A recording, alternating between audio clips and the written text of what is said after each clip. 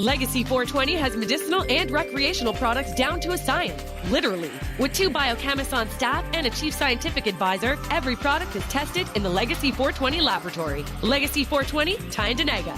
Open 9 to 9 every day. Visit legacy420.com. So what are you doing? Nothing. Nothing? Why not?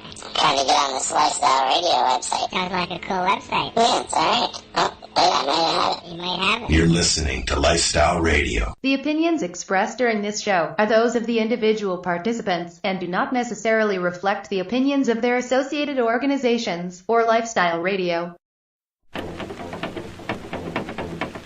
What's the matter with that cat there? Must be full of reefer. Full of reefer? Yeah, man. You mean that cat's high? Sailing. Sailing? Lightly. We now wander off the beaten path with an update from the Reefer Reporter. Hello, it's January 21st, 2019, and welcome to the live version of the Reefer Reporters from the Legacy 420 News Desk here at 420radio.ca. Tonight, both of my news anchors, are both under the weather, so I'm going to go it alone. Just me and myself. So wish me luck, as well as them, for their recovery. Let's see, to get started on things. My first story today is going to be a class action lawsuit against a Moncton-based medical cannabis producer has been certified by the Nova Scotia Supreme Court. That's right. A class action lawsuit against a Moncton-based medical cannabis producer has been given the green light to proceed to trial, according to Halifax-based law firm Wagner's. Wagner says that the Nova Scotia Supreme Court released a decision on January the 18th to certify the action against Organogram, a licensed producer down there. The lawsuit stems from 2 recalls in late 2016 and 2017 of Organogram cannabis that was produced between February the 1st and December the 26th, 2016. Products allegedly were tested positive for 2, not 1, but 2 unauthorized pesticides. You know, that's like 11 months going on there. Not good at all. Wagner's, which is acting on behalf of those who brought the recalled product, says it has received reports of complaints of clients experiencing negative health effects. The law firm has also said clients want to be refunded the money they spent on the recalled products, plus I would hope that they would want more than just the money back on the product they spent. But they say they want that because those items failed to meet the expectations of the regulatory compliance. Certification is the first step in a class action, and the lawsuit can only go ahead with a trial if it's been certified, which it has been done. Just so you know, the licensed producer has and will be aggressively defending itself against the lawsuit. This is unfortunate that patients have to take a licensed producer to court, but this is what happens when you're using banned substances on a product that patients are using. And if you used it for 11 months and your patients were using that product, I don't understand how you're doing them any good. So we'll be following this story in the future, and we'll see what is going on. So we'll see what happens down the road. All right, with that, my next story happens to do with new guidelines that may reduce the risk of legal cannabis, cannabis in youth. That's right. As we know, last October, recreational cannabis became legal here in Canada, but concerns still remain about the impact on the health of young people in particular. Experts say that a new set of guidelines published recently in the American Journal of Public Health may help lower the risk. Researchers from Canada, the Netherlands, Australia looked at studies that focused on adverse health effects from recreational use of cannabis and came up with recommendations on how to lower the risk. They deliberately excluded studies involving patients on medical cannabis, just to recreational users. I guess it affects them differently. The researchers concluded that abstinence, stay away, is the most effective way to avoid health problems. Failing that, researchers found that daily or nearly daily use of cannabis is a strong predator of mental health problems, heart problems, motor vehicle collisions, and thoughts of suicide? Really? Wow, I don't know about you guys, but I know I've been using it almost daily as a medical reason. I know they say they're staying away from medical people, but during that time, never had a motor vehicle accident. I don't have heart problems. I've never seen anybody about a mental health issue. Nobody's even recommended that I go and do that. And thoughts of suicide? Hasn't happened to me. Actually, I was going through some Treating Yourself magazines over the weekend, and there was on the front page, cannabis and depression. You know, as we know, depression can lead to suicide. So, all right. They also found evidence that frequent use is linked to changes in the brain and can impair cognitive abilities like memory and executive function. They said that the surest way to avoid these effects is to limit use of cannabis to once a week. Yet again, I don't know. Changes in the brain, there's a lot of discussion on that. Paracognitive abilities, I don't know, I function every day. Memory, I don't know. I've never had anybody say that I'm losing my memory. As we get older, you know, memories do fail. That is a normal thing that does happen. So, all right, the researchers also concluded the type of cannabis consumed can affect the risk. In general, cannabis products have shown a steady increase in the levels of THC, and in the past, cannabis had confirmed to be 10% or less. Now it's much higher. So they say the increase in risk of mental health problems and dependence can happen yet again. I don't know. I'm still smoking high-level cannabis. I know a lot of you out there are smoking high-level cannabis. I'm not hearing about these health reports. All right, a study in the United Kingdom found that high levels of THC tripled the risk of psychosis disorder and marijuana-induced psychosis in young people. But yet, researchers have found that part of the plant, such as CBD, is a benefit to psychosis. And yet, as Harvard researcher Dr. Lester Grinspoon has pointed out, who has been researching this since the 60s, he started out doing it for the U.S. government. Even he says the lines are staying steady. There's not an increase. And you would think with the more people who are consuming cannabis, the higher you would see any of these issues, and it's just not happening. Okay, the guidelines recommend that users know the THC content of the cannabis products they use and choose products that are low in THC. And they're also finding that most recently that synthetic cannabis products such as Spice and K2 have become available in high concentrations, and that they're recommending that you stay away from that because of acute delirium, psychosis, anxiety, stroke, seizures, heart attacks, and even death.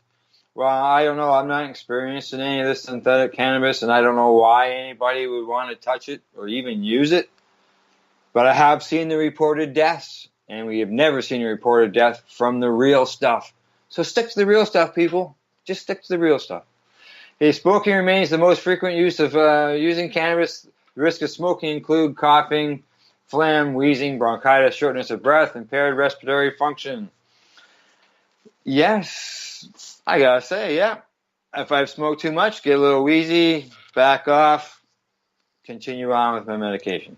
They say that these can happen with smoking low strength cannabis, but effects go away when you stop. Hey, I just said that. Reduce. Hey. Some studies have suggested increased risk of eczema and even lung cancer. Lung cancer. There's been everybody, no one's ever had cancer from cannabis. So I'm not quite sure where they're saying these lung cancers are from cannabis. Bongs and water pipes reduce the inhalation of burnt particles. Yes, I can agree with that. But increase other risks. But they don't say what the other risks are. They just stop right there. Still, the guidelines say it's generally preferable to avoid smoking combusted cannabis by using vaporizers or edibles. Some people worry about vaporizers. It doesn't mention it here, but some people mention concerns about vaporizers and bongs. I believe it has more to do with the bongs when it comes to water, something to do with moisture and mold in your lungs. Yeah. And they also recommend that you don't hold your breath. They want you to let it out right away. All right, the researchers found substantial evidence that driving while impaired with cannabis is associated with increased risk of motor vehicle collisions. Not surprisingly, the guidelines state that users should categorically refrain from driving or operating other machinery or mobility devices for at least 6 hours after using cannabis. Well, as we know, that even if you wait 6 hours, the Draeger 5000 will still show that you are still have THC in your system, and they will still accuse you of being impaired. So, does 6 hours do you any good? I don't know. And when it comes to driving, some people say it doesn't affect them. Some people say it does affect them. I sort of look at it as when it comes to especially new people, they are affected. They get stoned quicker versus a person who's been consuming it for a long period of time. So I don't know. Let's see. As well, people at higher risk of adverse effects should refrain from using cannabis. They include those with a strong family history of psychosis. Hey, maybe that's the problem. It's already in the genetics of the person. It's not in the cannabis, as we've been saying that for a long time. Let's see. They also recommend that pregnant women avoid cannabis. There are reports that say yes and no. That comes down to what you want to believe there, because there's some that say it's very, very beneficial when it comes to morning sickness and other aspects of a pregnancy. And I know that they say that this gets into the baby, but I don't know. I'm not a doctor. Do your research. That's what they say. Okay, the author of the guidelines and one of Canada's leading authorities on drug use said he and his colleagues have been working on the Public Health Agency of Canada and other leading national stakeholder organizations to create these guidelines as broadly as possible. Well, there you go. In their view, now that recreational cannabis is legal, is that Canada needs to move away from what they say refers to as a simplistic binary that sees cannabis as good or bad and therefore to be used or avoided. He says that the guidelines help shift the conversation to a public health paradigm in which users know the risks and are given advice on how to manage them. Well, I know that they have to give advice. Let's just make sure we get accurate advice. It's always good to have proper advice. There's no doubt about that. All right, on to my next story. But do your research, people. Always do your research. Even me as a medical patient, and I had been smoking cannabis before I became licensed. I still did my research. Doesn't matter. Still do your research. Okay, next story. Deadline, tomorrow, January 22nd. Municipalities have to decide on whether they want to opt in or opt out of the cannabis issue. And here in Ontario, as of Friday, there were still 170 municipalities that still had to decide on what they're going to do, which is more than a third of this. 414 eligible municipalities in the province have to decide. So, as of Friday, councillors representing these 170 cities, towns, and townships from across the region hadn't exercised whether they want to do this. Brick and mortar stores, opt in, opt out. Maybe not decide. That's the third option. Don't decide, and you're automatically opt in. And while some may simply choose the absentee from voting, hey, there you go, technically accepting the stores under Queen's Park rules, many still have their fingers in the air, according to industry experts. According to Alana Sokic, a lot of municipalities have opted for the wait-and-see approach. She's with the consulting firm Global Public Affairs. Cannabis was only legalized in October of last year. There's still a lot of unanswered questions, and she believes that they're waiting to see what's going to happen. She goes on to say that the last-minute decision-making may also be related to scheduling considerations for municipal councils, as well as the first 25 cannabis shop licenses that the Alcohol and Gaming Commission of Ontario Lottery offered up earlier this month. Can only be maintained in municipalities with a population of 50,000 or greater. That's right. But you still have to let them know. It doesn't matter. Like here, I'm in a little town here where I live. We got maybe 1,000 people, 1,200 people living here. We still had to decide. We got 14,000 in our whole municipality, so I should say that. We still had to decide, because the shortage may end. Stores can expand. More can open up. If you opt out now, you lose on advantages of tax dollars. to help with bylaw enforcement, help with law enforcement, help with fire services and other things. Here I am, I'm in my little town here, and they opted out. No debate, no discussion, no nothing. Just a motion, voted on, done and over with. So I wrote them. I asked them, why? It's been 6 days. I'm still waiting for an answer from those people. I got one, but that was only the person who voted for it. I haven't got an answer from anybody as to why they voted against that. When you're having a municipality that's saying that they're in debt, why not accept money? Made sense to me, but I don't know. I'm not on council and I didn't vote. So what can you do? What can you do? Just keep bringing it up. All right, on to my next story before I go for my break. Yeah, we're a little shorter today. We're not going to be covering the 15 stories we normally do.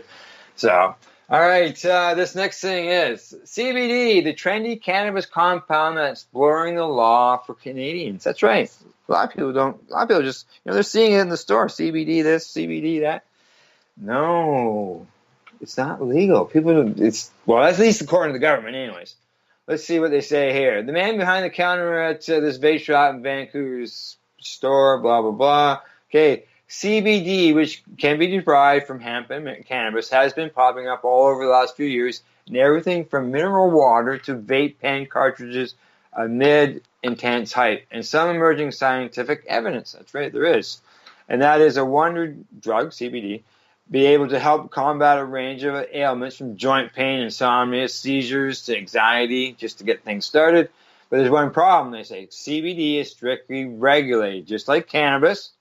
Only licensed producers may make it, and only registered retailers may sell the products. The legalization of cannabis on October 17th did not change anything. However, many customers and consumers and even merchants believe it's still illegal because, as proponents of CBD pointed out, it does not cause intoxication. Unlike the other well-known, they say, THC. I don't know if you want to call it intoxication. I look at alcohol when you're so drunk you can't remember the day before or even what's going on then. You can't even get your friggin' words out right. That's intoxication. All right. They say that that's the main misconception the public has, according to Trina Fraser, is that this thing's legal. CBD compound is typically extracted from the leaves and flowering buds of the hemp plant, so on and so forth. And but both are technically classified as cannabis by biologists. Can't even get the word out myself. The hemp oil commonly found in grocery stores is pressed legally from plant seeds, which contain small amounts of CBD. However, producers of beverages and natural health products that contain even small amounts of CBD deprived from the compound from parts of the plant, which is illegal outside of Health Canada's medical and recreational system, according to Ms. Fraser. Consumers of unregulated CBD products have no idea whether they are tested for quality and if they even contain the compound. And while regulated products do not have a perfect track record for quality and consistency, as we just pointed out in the first report on a class action lawsuit against one of the licensed producers, it doesn't matter whether it's legal, they're all that fear about everybody else. Well, it's in their own backyard. So yeah, you can't even guarantee that end of things. Let's see. Okay, strains of cannabis gel capsules and oils high in CBD made by licensed producers can be bought from legal recreational cannabis stores. Is there any in them yet? That's a big question. Maybe in some of the stores. I think we're going to find out later on as the day goes here that they're not in every store. Okay, and websites across the country by receiving a doctor's authorization or buying directly from a medical grower online. But products containing CBD are becoming so ubiquitous that a Canadian consumer can be forgiven for thinking that they can be sold outside the licensed medical and recreational systems. Because they mentioned here, Pet Value. Apparently, they had some CBD pet food treats on their shelves, and once they were found this out, they changed that pretty quickly. They say here that Pet Value removed the product from its shelves after being contacted by the Globe and Mail in September. The chief executive officer of the main company, Pet Retail Brand, said that some franchisees made the decision to carry CBD products and that the chain itself had not been offering them. Passing the buck, maybe? I don't know. They have been informed that our franchise partners at CBD oil remains an illegal drug and selling it can lead to criminal charges, according to the fellow there, Mr. McNeely, said in an email statement that he sent out to the stores. Let's see what else there. Yeah. So, yeah, there could be some problems with people. I know in the past, HempWorks was sending stuff up here from the U.S., and the federal government made an announcement back then as well. So there is some question for some people, but I know that I've seen that it's illegal because it's part of the cannabis plant. Or even the marijuana, even the hemp plant, even it hasn't been legal. They just finally relaxed some of the rules here in Canada as well as down in the U.S. on that. So see what happens over time. I don't know if anybody's been charged. I don't know anybody will getting charged on any of that stuff, and I doubt anybody will. But they're just letting everybody know where things are. Okay, I'm gonna head for break, and when I come back, I got another CBD story for you. All right, and during this break, you're gonna hear a Fox News report on cannabis. Digging into the profits of the cartel. And then you'll hear a bit about Mary Jane from Coley Buds. You're listening to the Reefer Reporters. I am live here at 420radio.ca. Tug lightly on this bowl of mine. Well, my screen has seen some better times. Well, my buddy poked a hole, now my weed falls deep inside. Please tug lightly on this bowl of mine. You're listening to Lifestyle Radio. Despite the imperfect market for legal weed, it's still rapidly growing. It's become a $10 billion a year industry, and that money is cutting into cartels' profits. In fact, a new study shows, and this is what I was talking about at the top of the show, drug kingpins have all but stopped trying to smuggle the devil's lettuce through our southern border. The average Border Patrol agent confiscated 78% less marijuana this year than they did just 5 years ago in 2013, and that is mostly due to legalization. So what would happen if we legalize weed federally? And does this logic extend to other harder drugs? Let me ask the author of that study how legalizing marijuana is securing the border wall, drug smuggling, and lessons for immigration policy. David Beard is with me. He's an immigration policy analyst at the Cato Institute. Welcome, David. Thanks for having me. So let's talk a little bit about this. For people who are fans of the show Narcos, they have seen this narco-capitalism in full effect as the demand for drugs in this country has not abated, regardless of the drug war. But what has legal, recreational, and medicinal marijuana done to some of the cartels? Look, you have to understand that for 80 years, Border Patrol has been justifying its budgets, hiring more agents, deploying drones to the border, building fences, primarily to stop drug trafficking and human trafficking along the border. None of it has worked. Mm-hmm. It hasn't made a difference. And what we've seen is that only since legalization that you saw this 78% reduction in drug smuggling, marijuana smuggling along the southern border between these ports of entry where Border Patrol is controlling. And so really, they haven't made a dent until you start legalizing. And that really should be a lesson for those drug warriors out there. Catch the wild, crazy, and the serious Friday night, 7 p.m. on the 420 Radio Show, only here at 420radio.ca.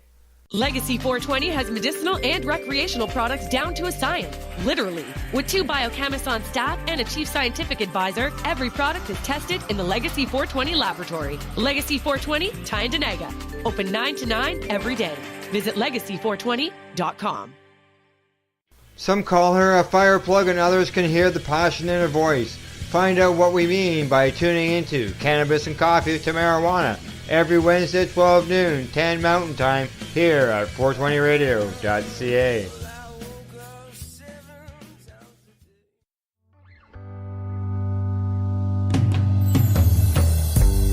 Mary Jane, she's my best friend. She's always been good to me. She come and take all my troubles away. Yeah, and she don't stray too far from the west end. No, she's always been close to me. When she's around, I just drift away. Hey, I'm back from a break and medication session. Now it's on to some more news. Before the break, I was talking about CBD, and I got another one here on CBD as well. A daily dose or two? Curious minds to turn to CBD to treat range of ailments. The story here at CBC. Okay, with cannabis now legal in Canada, curious minds are now seeking out, cannabis-based treatments like CBD, a compound of cannabis, as we know, for treating all kinds of conditions. A recent U.S. study by cannabis marketing and research firm for Medical Hub collected data from 2,400 CBD users. They found that 42% of people stopped taking their traditional medications after using CBD and now take it to treat insomnia, depression, anxiety, and joint pain. There you go. There's a lot of 4.2s in there, eh? 2,400, subscribing with 420. All right. Former BC Health Minister Terry Lake says the CBD helped him get off years of on-again, off-again sleep medication. Lake takes CBD orally with 2 sprays every morning under the tongue and 2 more at night. That's the treatment he says that is working. He says, I no longer have to need to use prescription sleeping medications. CBD or cannabidiol has, we all know that, low THC and won't get you high. Now, as far as concerns about side effects, Riel Kapler, she's been around this cannabis community for a long time, and she is a postdoctoral research with the BC Centre of Substance Use. She said that people are making the switch because they are concerned about the side effects of pharmaceutical drugs. That's right. She says that they are looking at and experimenting with CBD and other forms of cannabis, and it's something that they are seeing a lot of patients using it for.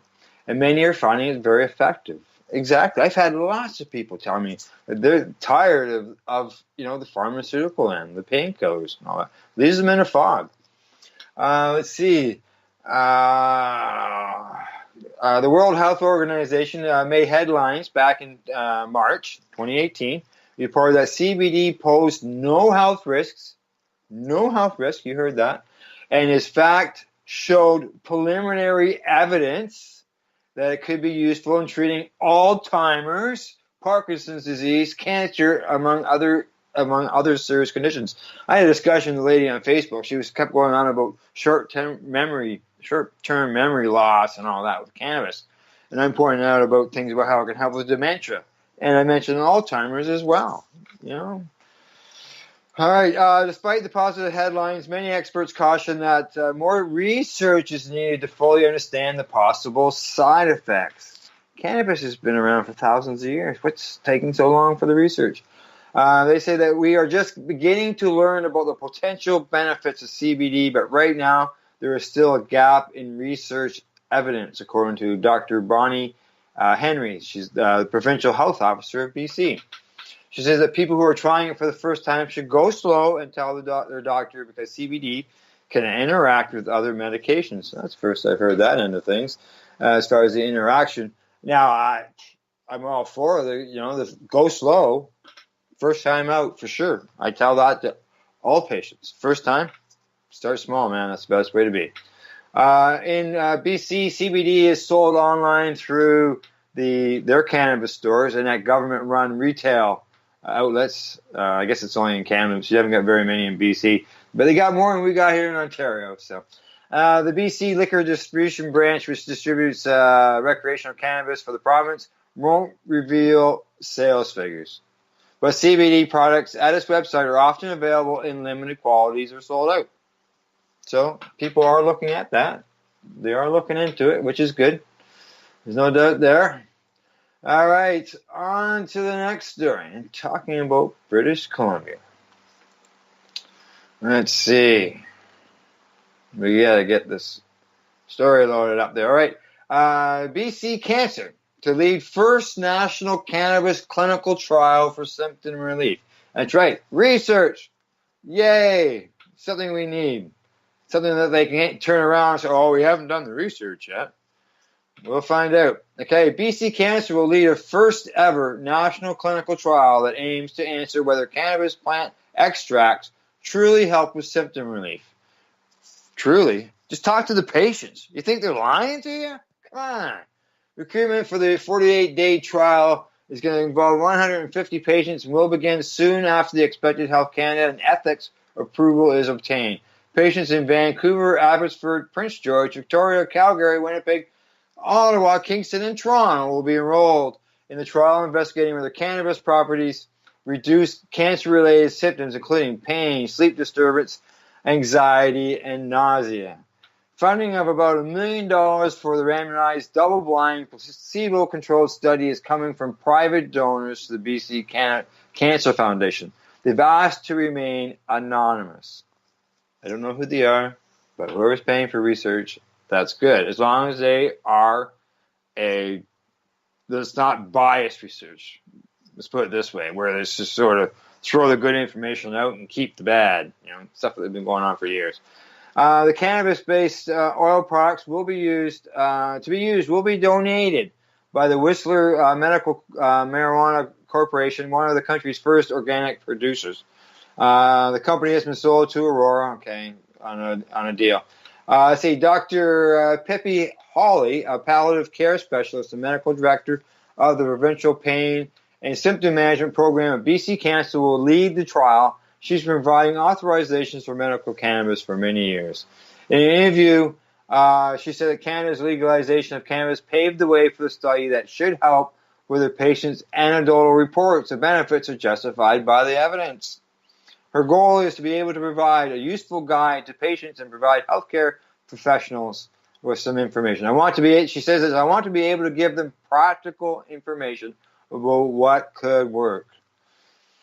Wow, I'm all for helpful information that works. Give them to the doctors. Prior to designing the trial methodology, Holly and her collaborators circulated a survey to 3,000 patients who saw a cancer specialist at any one of the agency's clinics across British Columbia. Patients were asked if they were using cannabis for symptoms relief and if they had ever used cannabis. 800 patients responded to the survey. A quarter said that they were currently using cannabis products for cancer-related symptoms control, and another quarter said that they had used it in the past. But those were mostly for recreational purposes.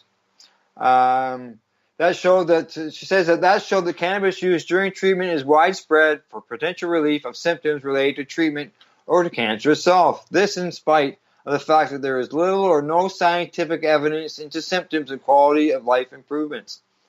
Adding that evidence is urgently needed to advise patients on which products might help and which ones to avoid.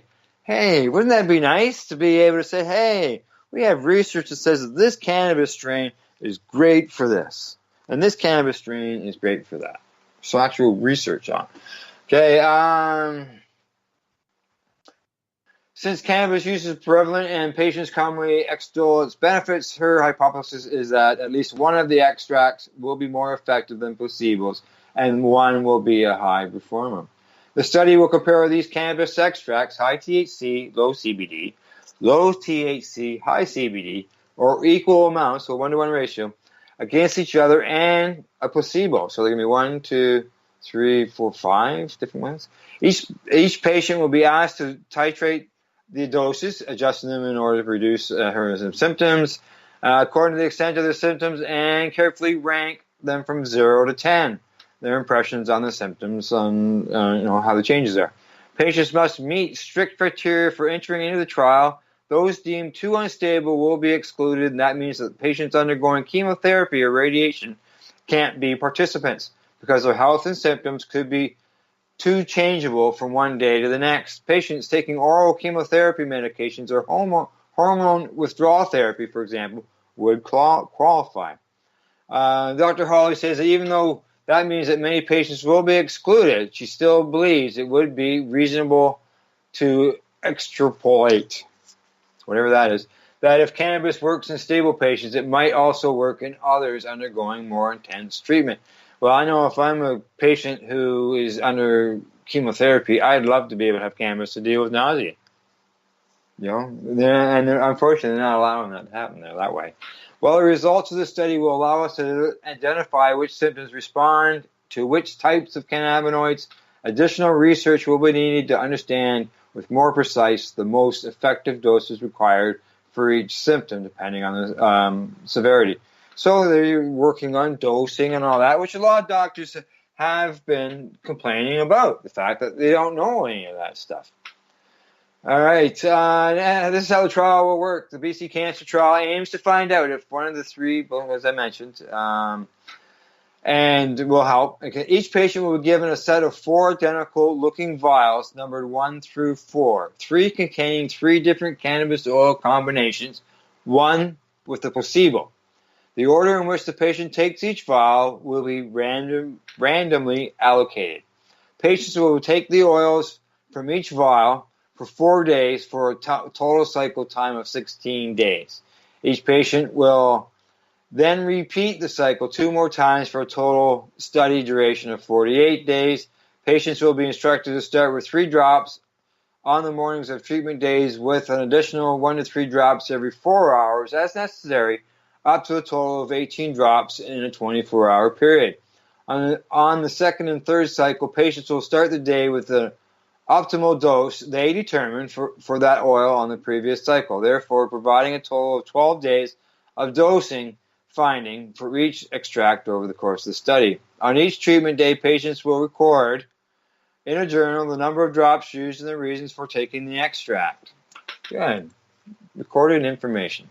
Geez, you know, cannabis has been legal in this country for medical patients since 2001, so we're going on 18 years. I'm sure they could have found some patients in that meantime, in that time frame, that would have been probably more than happy to be involved in a study in order for them to gather that information. But unfortunately, it doesn't look that way. Nope. All right, well, at least someone's got it started, and that's good. That's all that matters. It started. Let's just hope that other conditions get an opportunity for that. And talking about cancer, and talking about whether it benefits and anecdotal evidence. My next story here on CBC, Swift Current Cannabis Shop inspired by owner's use of cannabis candy during cancer treatment. That's right. Celeste Gerber says that an unexpected experience with cannabis inspired her to open a recreational cannabis store with her husband in Swift Current, Saskatchewan. The pair were living and working in Calgary when she was diagnosed with breast cancer. Someone she knew had been through a similar experience and offered to help. So one day she says that one day he passed me a little package across the table and said, "Oh, hon, you're going to need this." The package contained cannabis-infused watermelon hard candies. She put the candies in her pocket and didn't give it a second thought. Never even thought about it again until she began treatment. After her second chemo treatment, she says that she was completely and absolutely stoned from the drugs that they were giving to her at the hospital.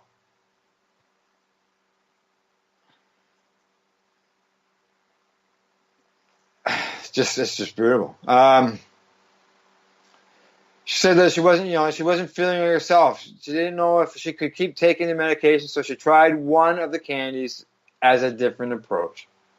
She says when she did, it was like the clouds parted and the sun poured down on me. It was just wonderful. There you go. More anecdotal evidence. The experience made her want to open a shop with her husband, both of whom are from Saskatchewan, as a way to make cannabis more available.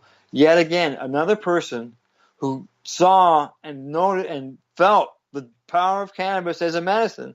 And they had to get out and get involved. Yes, they opened a store and people say, well, it's money, money, money. No, but they had to share their experience and help others, you know. Let's see what else. As far as the store, she says that everyone has been overwhelmingly friendly and welcoming since the store opened on December the 31st. There was some concern about the store opening up in the downtown core, she says, but the city council chose location as a way to revitalize the city's core. Oh, revitalize the city core! Look, but yet, in little communities like my own, people are saying, well, we don't want to attract those people to our town. Really? You don't want to attract people who work all the time, doctors, lawyers, people who have had steady jobs for decades. You don't want to attract those kind of people? It just doesn't make sense. But here's a place that is saying, we want a store downtown to help revitalize it. Exactly. I wish some of these councillors in my town had known a little more than what they knew. That's all I can say. All right, on to my last story before I take a break. And this one here is, yet again, another CBC story. Cannabis activist Mark Emery denies allegations of sexually inappropriate behavior. See here, it says, the Vancouver self-styled Prince of Pot is defending himself against allegations of sexual impropriety. In a statement on his Facebook page, Emery addressed a number of complaints leveled against him on social media. He apologized and admitted mistakes, but insists he was never sexually aggressive with anyone. Admitted to mistakes. But he wasn't ever sexually aggressive against anybody. Okay. Emery says he had consensual sex with 3 employees of his store over the years, and 2 of them he married, but never with anybody under the age of 19. The statement comes after an Ontario journalist claimed that Emery was inappropriate with her at his cannabis culture store years ago. The Twitter post sparked a controversy on social media and triggered a huge response, as well as other allegations.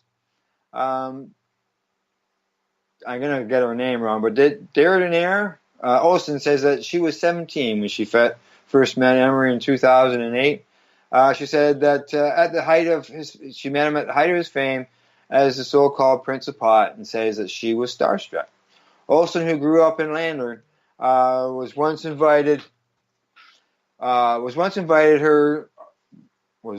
said he once invited her to smoke cannabis from an oversized bong and said explicit things to her. She said her mother stopped her from taking a job at the store. He also Emery acknowledges they had 5 to 8 17-year-old friends that he smoked cannabis with in 2014 and 2015 after returning from prison. CBC's news has not fully investigated or verified any of these claims or anything, so they have a disclaimer at the bottom. But this has lit up the cannabis community. There is no doubt on that.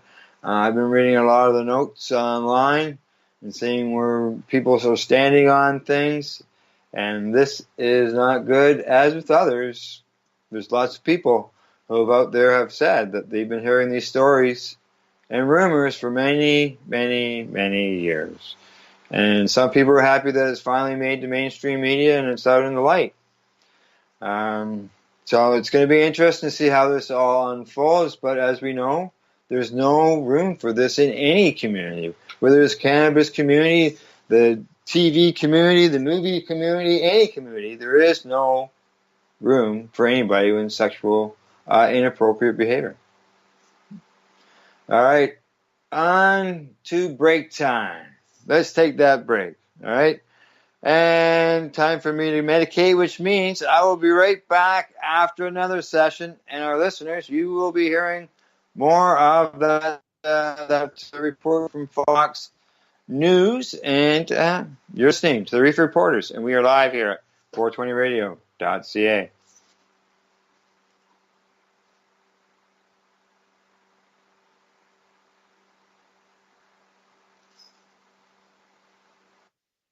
No, as far as I know. Yeah.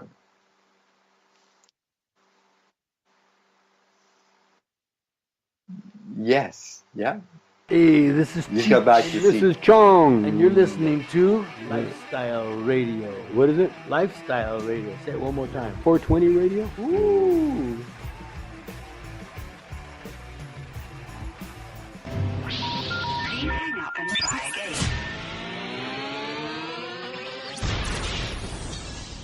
You're listening to Lifestyle Radio. So let's talk about that. So what is the conclusion that you can draw from that in regards to other substances, and what would a process look like if you really, because, you know, if you look at the statistics, 500,000 people have died in the drug war. That is a staggering number. That's almost 10 times as many people as we lost in the Vietnam conflict. Sure. And, you know, you're talking about journalists and lots of innocent civilians and children and families. So if they're still importing crystal meth and heroin and other drugs, how do you go about legalizing that and allay people's fears about society falling apart? Well, ultimately, you have to look at models that actually work. Portugal fully decriminalized all drugs many years ago, and its society is far from fallen off a cliff. In fact, if you look at drug use rates, another Cato Institute study analyzed those, and they haven't gone up. In fact, teen use has gone down. And really, once you move something out of the shadows into the regulated market, people out there are not looking for fentanyl, for example. Fentanyl is being put into our heroin supplies and into our cocaine supplies purely as a result of the fact that drug smugglers, it's easier to conceal fentanyl than heroin because it's so much more potent. And so you have this unintended consequence that's causing all of these opioid deaths. And fentanyl is now the #1 killer, as you know. Yeah. And that's a result of prohibition. And the knee-jerk reaction is always, well, we have to stop it. We have to stop the supply. But we really haven't had the kind of honest discussion about demand that we have to. And it's very interesting because, as you point out, the inverse oftentimes happens, and I will be very curious to see when that sort of logic actually bleeds into government. Do you foresee marijuana being reclassified, rescheduled in the coming year? Well, something has to shift. As you mentioned, you know, the regulatory situation is untenable. You have all of this investment in cash. You have the largest consumer of marijuana, now California, having fully legalized the product. National prohibition isn't working. No one thinks it's working.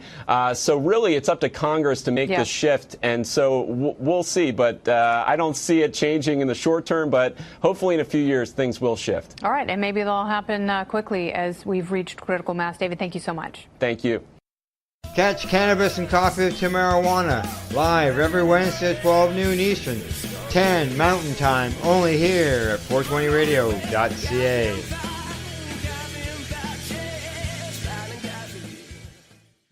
Legacy 420 has medicinal and recreational products down to a science, literally. With 2 biochemists on staff and a chief scientific advisor, every product is tested in the Legacy 420 laboratory. Legacy 420, Tyendinaga. Open 9 to 9 every day. Visit legacy420.com. Tune in to DJ Passion from the land of Ganja, the island of Jamaica, when he comes to you live every Saturday night at 8 p.m. Eastern Standard Time on 420radio.ca. High grade is the type of love that she gives to me. High grade, me need her each and every day. High grade, come check me today. I need the high grade, you know. Meritain. Oh, okay, I heard you say okay. Okay, I'm back from another break and medication session. Now it's time to finish up the news. All right, we got 3 more articles to go here. And this time we're heading out to St. John's, where there's a local cannabis retailers are struggling to meet demand. Oh, geez. Running out of herb, are we?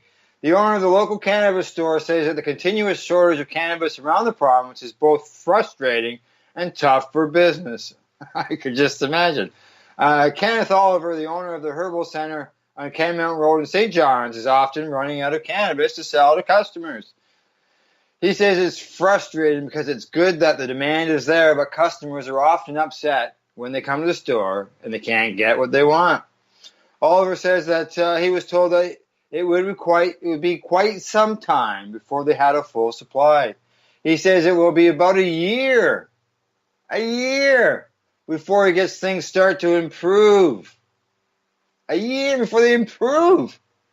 But he was told it could be 2 to 3 years before people have a full selection. Oh, wow. Aren't you glad that you spent all that money on a store? Oliver says that the means he will be working for a lot more hours. He says that he means he has to work the maximum hours he can until he gets more product in the store. You can work as many hours as you want, buddy, but if you haven't got anything to sell, I don't know. He says he can't afford to have too many employees on the floor at the time. He cut back on staff, cut back on people getting jobs. Sure, that way. But in the end, you got to have product on the shelves in order to sell it. Let's see. Thomas Clark, the owner of THC Distribution, also took to Facebook to say that they were sold out of cannabis for the first time since October. Well, sold out, so they're right out. You know, if you have 2, 3, 4 buds, you're not sold out, right? So even if your store is half empty, you're not sold out. But yeah, sold right out.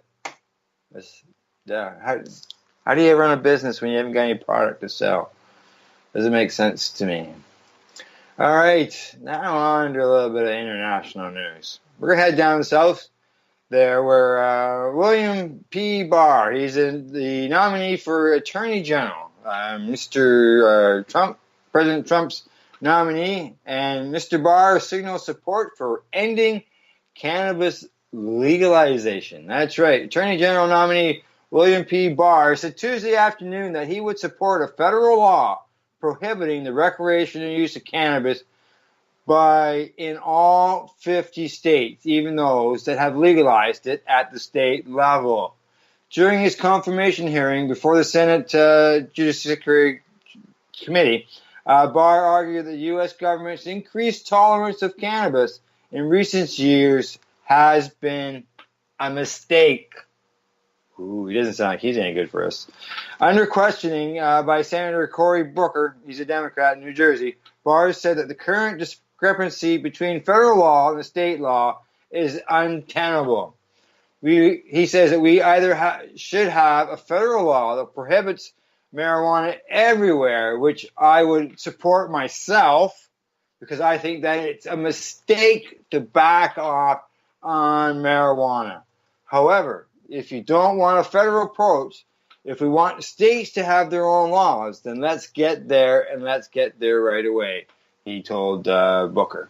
So, yeah, there you go, folks. The new Attorney General is nowhere near being favorable to cannabis.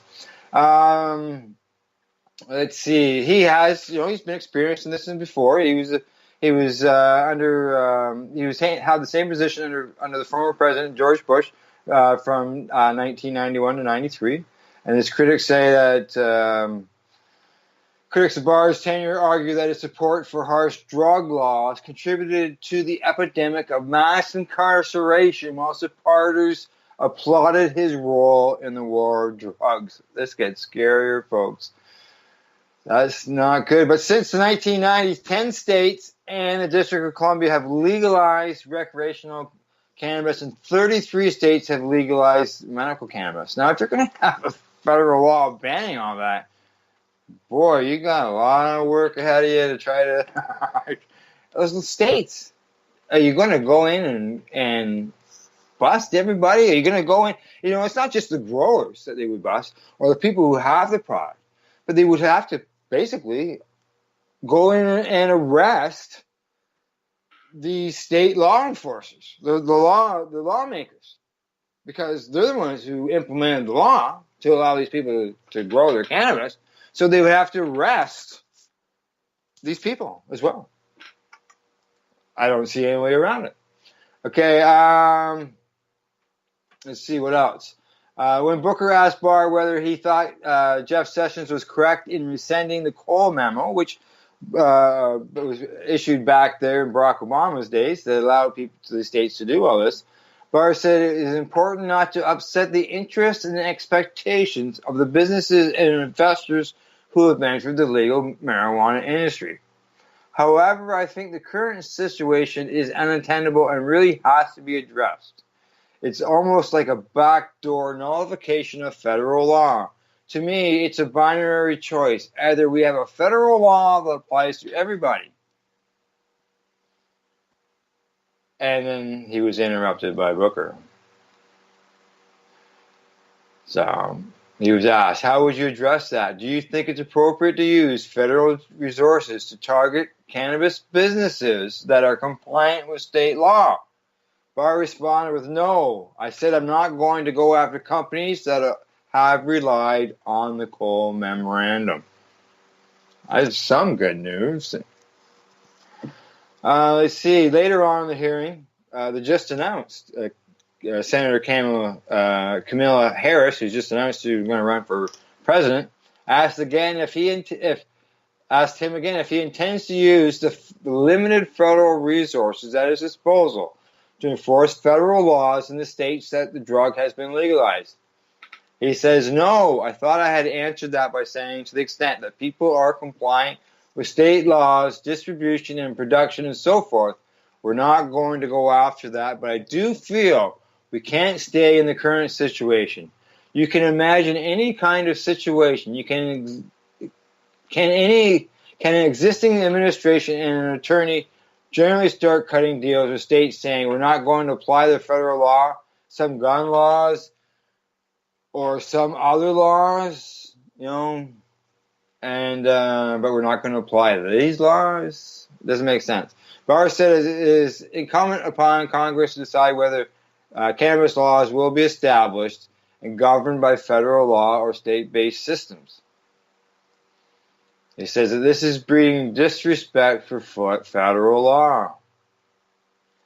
Well, according to the Marijuana Policy Project spokesman, he says that we're pleased to see that the nominee intends to respect state federal laws and refrain from interfering with policies approved by state lawmakers and voters. Exactly. That part's all good. The American public is clearly in support of ending cannabis prohibition and strongly believes the federal government should not interfere with state cannabis laws.